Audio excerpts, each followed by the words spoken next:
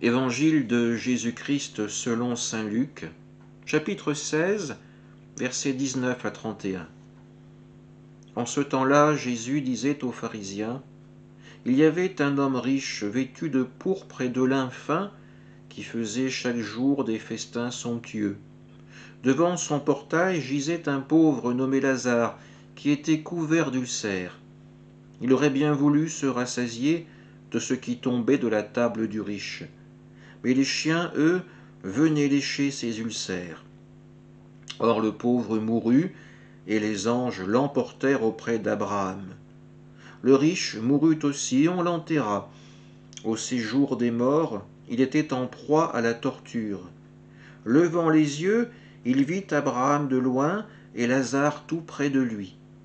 Alors il cria, « Père Abraham, prends pitié de moi, et envoie Lazare tremper le bout de son doigt dans l'eau pour me rafraîchir la langue, car je souffre terriblement dans cette fournaise. » « Mon enfant, répondit Abraham, rappelle-toi, tu as reçu le bonheur pendant ta vie, et Lazare le malheur pendant la sienne. Maintenant, lui, il trouve ici la consolation, et toi la souffrance. Et en plus de tout cela, un grand abîme a été établi entre vous et nous, pour que ceux qui voudraient passer vers vous ne le puissent pas, et que de là-bas non plus on ne traverse pas vers nous. » Le riche répliqua, « Eh bien, père, je te prie d'envoyer Lazare dans la maison de mon père. En effet, j'ai 5 frères, qu'il leur porte son témoignage, de peur qu'eux aussi ne viennent dans ce lieu de torture. » Abraham lui dit, « Ils ont Moïse et les prophètes, qu'ils les écoutent. » « Non, père Abraham, dit-il, mais si quelqu'un de chez les morts vient les trouver, ils se convertiront. » Abraham répondit, « S'ils n'écoutent pas Moïse ni les prophètes, quelqu'un pourra bien ressusciter d'entre les morts, ils ne seront pas convaincus. » Acclamons la parole de Dieu. Dans cet extrait, nous voyons Jésus s'adresser aux pharisiens.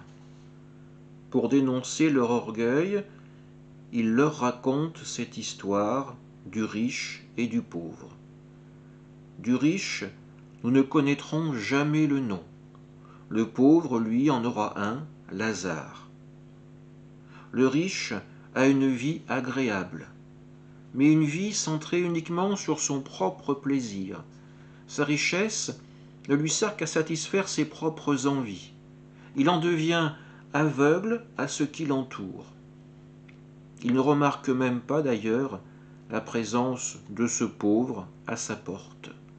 La nourriture qui tombe de sa table ne trouvera jamais le chemin de Lazare, mais Lazare, lui, servira presque de nourriture aux chiens qui viendront lécher ses ulcères. Enfin, la mort vient. Elle emporte Lazare auprès d'Abraham, et, quand le tour du riche vient, il est enterré. Au séjour des morts, c'est la souffrance qui attend le riche. Alors il interpelle Abraham et lui demande d'envoyer Lazare lui rafraîchir le bout de la langue. Abraham ne pourra que énoncer un refus qui vient surtout du fait qu'un grand abîme a été mis entre les damnés et ceux qui seront accueillis dans la miséricorde de Dieu. Pouvons-nous réfléchir un instant sur cet abîme qui existe entre ces deux groupes? Est-ce vraiment Dieu qui l'a mis là, ou est-ce que c'est peut-être le comportement de chacun d'entre nous qui le creuse un peu plus? Cet abîme, il représente aussi la distance que le riche avait mis entre lui et les autres durant sa vie terrestre. Il les avait toujours tenus à l'écart, car seuls ses désirs comptaient. Aujourd'hui, il est mis devant le résultat de toute sa vie, de toute son action, et cet abîme l'empêche de recevoir le pardon et la miséricorde de Dieu. En ce temps de carême, réfléchissons aussi sur l'abîme que nous creusons jour après jour entre nous et ceux qui nous entourent. Quelle est la sincérité dans nos rapports avec ces personnes?